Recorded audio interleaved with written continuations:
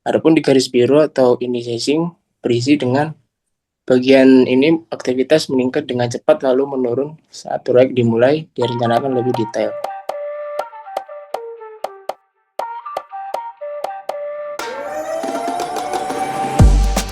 Selamat malam Bu Rian dan teman-teman.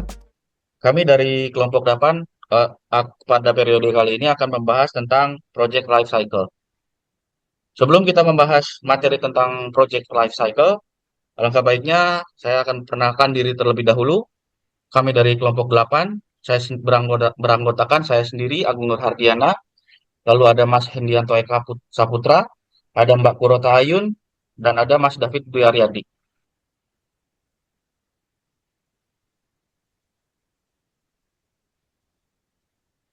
Sebelum kita membahas tentang Project Life Cycle, alangkah baiknya kita mengetahui dulu apa maksud dari atau pengertian dari project.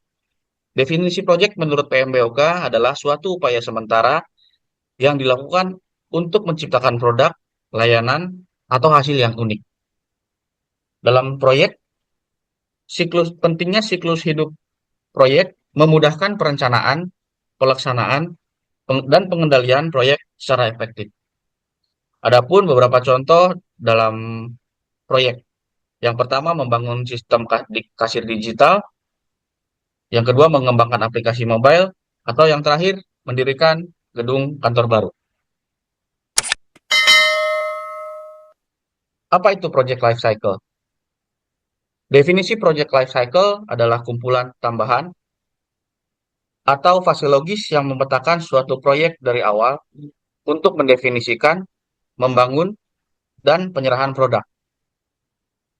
Adapun rangkaian dalam Project Life Cycle ini berawal dari perjalanan proyek dari awal hingga selesai dengan langkah terstruktur. Dan setiap tahap project life cycle harus memiliki tujuan, aktivitas, dan output yang spesifik dan terukur. Baik, saya akan melanjutkan tahapan project life cycle menurut panduan PMBOK. Yang pertama ada initiation atau inisiasi, berisi dengan ide dan kelayakan produk yang ditentukan. Yang kedua, planning atau perencanaan, rencana detail disusun untuk pelaksanaan. Yang ketiga, execution, pelaksanaan, rencana diwujudkan dalam kerjaan nyata. Yang keempat, monitoring dan controlling atau pengawasan dan pengendalian. Berisi kemajuan dimonitor dan disesuaikan. Dan yang kelima, closure atau penutupan.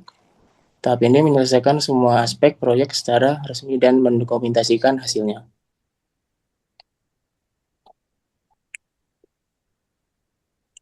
Adapun tingkat aktivitas dalam project life cycle dibuat dalam kurva di bagian sumbu X atau horizontal menunjukkan waktu dari awal hingga akhir dan di sumbu Y menunjukkan pada waktu atau time. Adapun di garis biru atau initiating berisi dengan bagian ini aktivitas meningkat dengan cepat lalu menurun saat proyek dimulai direncanakan lebih detail. Di bagian planning atau garis hijau, aktivitas tertinggi di sini karena proyek sedang dikerjakan sebelum dimulai tahap executing. Di bagian garis 3 atau executing pelaksanaan, tingkat ini aktivitas tertinggi karena proyek sedang dikerjakan secara aktif. Di bagian monitoring atau garis hitam ini, puncaknya adalah sebagian besar pekerjaan dilaksanakan mencakup koordinasi tim, pembangunan produk, dan secara diawasi secara monitor.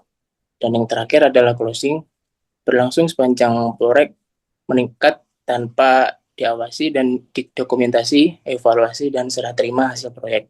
Lalu secara bertahap menurun hingga proyek dinyatakan selesai.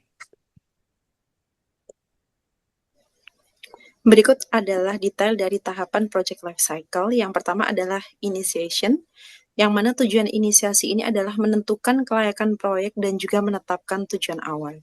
Sebagaimana kegiatan utama dalam tahap 1 ini adalah identifikasi kebutuhan dan juga masalah bisnis, kemudian dilakukan studi kelayakan teknis dan juga finansial, mengidentifikasi stakeholder utama, serta menyusun project charter. Output penting dalam tahap 1 ini adalah project charter yang berisi ruang lingkup awal, tujuan, anggaran kasar, resiko awal, dan juga next Yang kedua adalah tahap planning atau perencanaan. Tujuannya adalah menentukan kelayakan proyek dan juga menetapkan tujuan awal.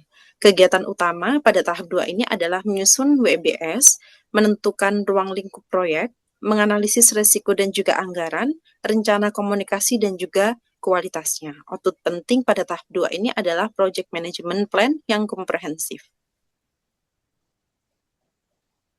Tahap ketiga adalah execution, yang mana memiliki tujuan melaksanakan kegiatan yang direncanakan dari rencana proyek.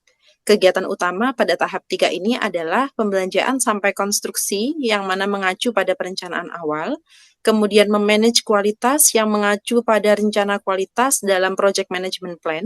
Yang ketiga, penyediaan resource, SDM dan juga alatnya, dan output dalam tahap 3 ini adalah hasil produk dan jasa. Kemudian tahap keempat, yakni monitoring dan controlling. Tujuan monitoring dan controlling yakni memastikan proyek berjalan sesuai rencana yang telah disusun sebelumnya. Kegiatan utama yakni memantau kemajuan dan kinerja, mengelola perubahan dengan tepat, kontrol biaya, waktu, dan kualitas dari proyek. Kemudian output penting dari monitoring dan controlling yakni laporan kinerja proyek yang terperinci yang dibikin menjadi satu dokumen. Kemudian tahap kelima yakni tahap terakhir, closure atau penutup. Closure atau penutup ini memiliki tujuan yakni menyelesaikan proyek secara resmi dan tuntas dengan kegiatan utama yakni memverifikasi dokumen proyek, evaluasi seluruh proyek yang telah terjadi dari awal sampai akhir, kemudian pembubaran tim proyek, dokumentasi akhir proyek, serta penutupan kontrak dan administrasi. Dengan output penting yakni laporan atau dokumen akhir proyek yang lengkap untuk memastikan transparansi dari berjalannya proyek.